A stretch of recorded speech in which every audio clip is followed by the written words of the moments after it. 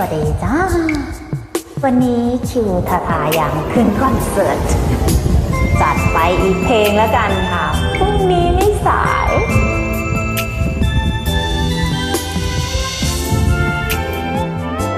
นะคะ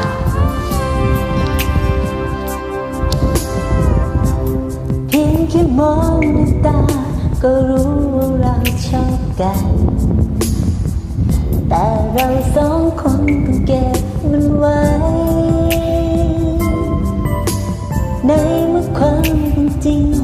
ก็รู้กันในหัวใจ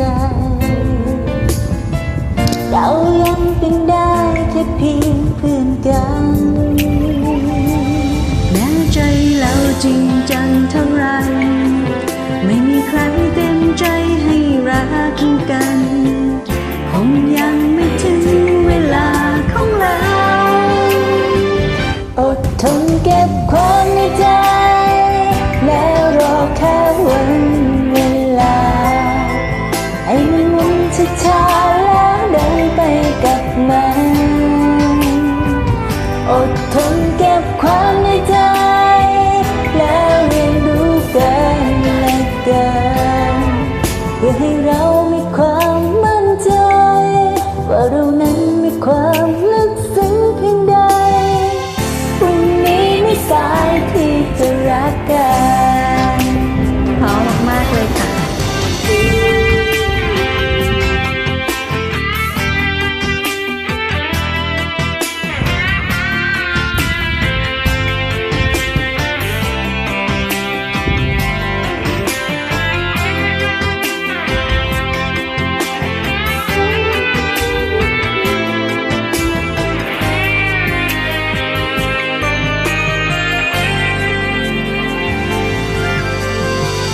วันนี้แม้จะเป็นเพียงเพื่อนก็ไม่สำคัญเมื่อใจให้กันจะหวั่นอะไร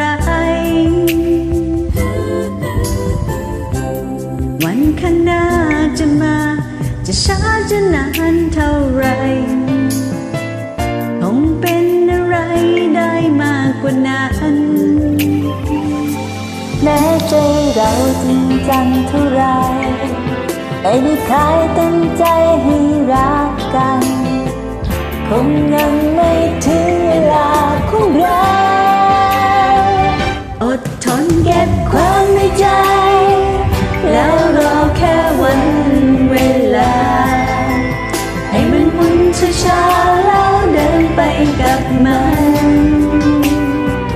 อดทนเก็บความในใจ